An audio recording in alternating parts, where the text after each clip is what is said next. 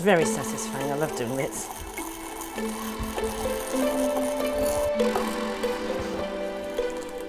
So that's about right. Ground but with some texture.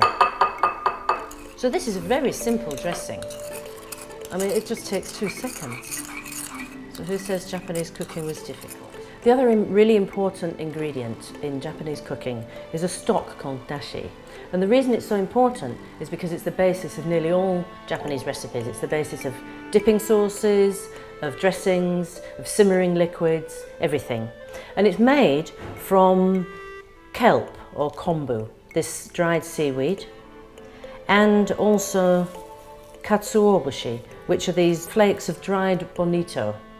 And they add flavour, and actually they bring out the flavour of ingredients.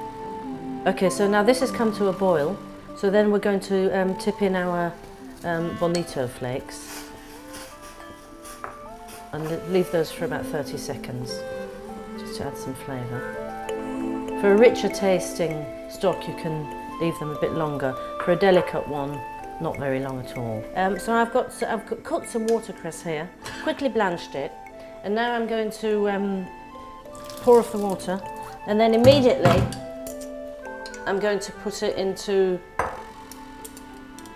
chilled water, cold water, to arrest the cooking. And this keeps the green colour, and that's very important. And we do that a lot with Japanese in vegetables, because a lot of Japanese food is eaten at room temperature, so it means that you can keep the colour. And then I'm going to dress this with a sesame dressing.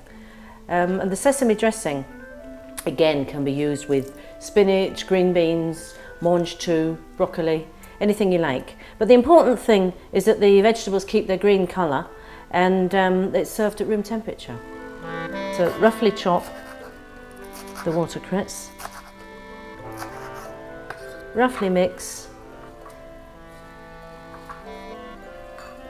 and that's it, it's ready. All we need to do now is find a really nice little plate to put it on. Just so, leave that into the centre of the plate. A little bit more.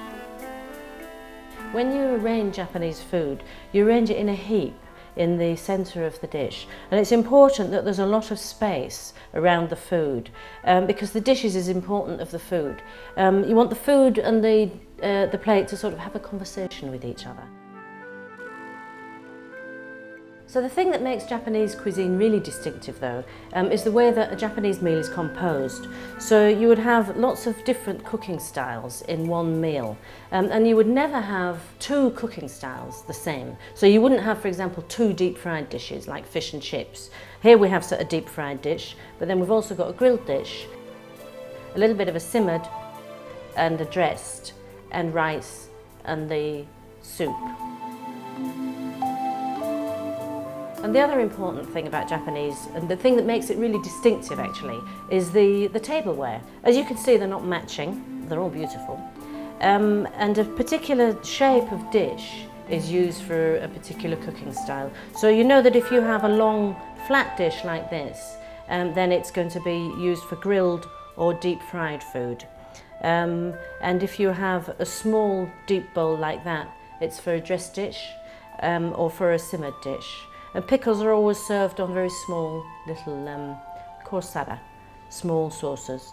And rice bowl for the rice, and a lacquer bowl for the soup. And the reason for that is because you don't eat Japanese soup with a spoon. You actually lift the bowl to your mouth and take the solid bits with chopsticks and sip from the bowl. So obviously if it was a ceramic bowl, then you'd burn yourself. So the lacquer bowl helps to insulate and keep it cool.